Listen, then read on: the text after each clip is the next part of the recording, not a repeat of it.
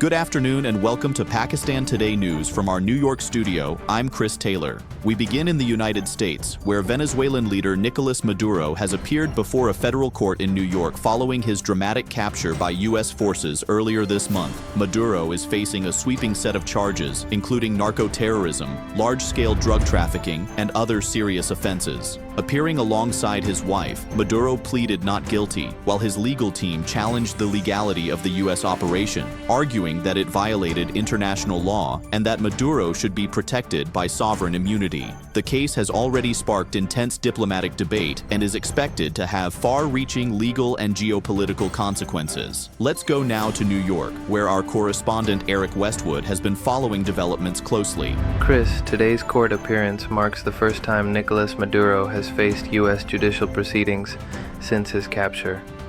Security around the courthouse was tight as prosecutors laid out allegations linking him to international drug networks. Maduro's defense insists the arrest was unlawful, setting the stage for a prolonged legal battle over jurisdiction and sovereignty. Meanwhile, diplomats and legal experts are watching closely, as the outcome could redefine how international leaders are held accountable abroad. The case is likely to move slowly, with preliminary hearings expected to continue in the coming weeks. China has been among the strongest critics of the U.S. action. Beijing has condemned the capture of President Maduro, warning that no country should act as the world's judge or police. Chinese Foreign Minister Wang Yi said China cannot accept any nation claiming the right to unilaterally intervene or pass judgment on others, stressing that sovereignty and international law must be respected. The remarks highlight deepening strains between China and the United States over global influence, international norms, and the limits of military power. Pakistan has echoed similar concerns at the United Nations Security Council. Islamabad told the council it is profoundly concerned about the fallout from the U.S. military raid in Venezuela, warning that the use of unilateral force undermines core international principles and risks further regional instability. Pakistan's envoy Usman Jadun urged restraint, diplomatic engagement, and strict adherence to the UN Charter. UN Secretary-General Antonio Guterres also voiced concern, pointing to potential legal and stability issues arising from the operation. Turning now to the United Kingdom, where the Palestinian embassy in London has officially opened in what officials describe as a historic moment for British-Palestinian relations.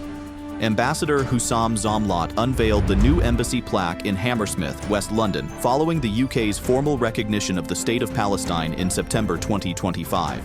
Zomlot called the opening a day of hope, saying it affirms Palestinian identity and sovereign rights and offers the community in Britain a home away from home. Observers say the move signals strengthened bilateral ties amid ongoing regional tensions and renewed international efforts toward peace. In Iran, the judiciary chief Gholam Hossein Mohseni-Ejei has vowed no leniency toward protesters he labels as rioters, even as demonstrations over economic hardship continue to spread. The unrest began with shopkeepers striking in Tehran over soaring prices and a collapsing currency, and has now reached at least 25 of Iran's 31 provinces. While officials say they hear legitimate criticism, they insist firm action will be taken against those accused of fueling disorder. At least a dozen people have been killed in recent clashes, and although some protests have eased, deep-rooted economic frustrations remain.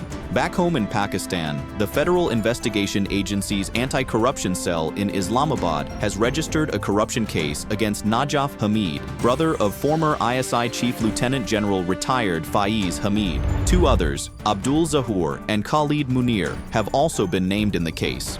Investigators allege the suspects forged documents to illegally transfer ownership of valuable land, including a one-canal plot. The development comes amid ongoing legal scrutiny of Faiz Hamid, who was previously sentenced to 14 years in prison by a military court on separate charges. Finally, severe winter weather has caused widespread disruption across parts of Europe. Heavy snowfall has crippled air, rail, and road travel in Amsterdam and Paris. At Amsterdam's Schiphol Airport, around 700 flights were canceled and incoming traffic suspended due to snow and ice, leaving thousands of passengers stranded. Train services around the city were halted, while public transport faced major delays. In France, authorities asked airlines to cut 15% of flights at Paris's main airports, as roads around the capital saw nearly 1,000 kilometers of traffic jams.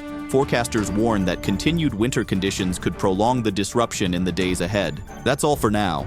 You're watching Pakistan Today News. I'm Chris Taylor.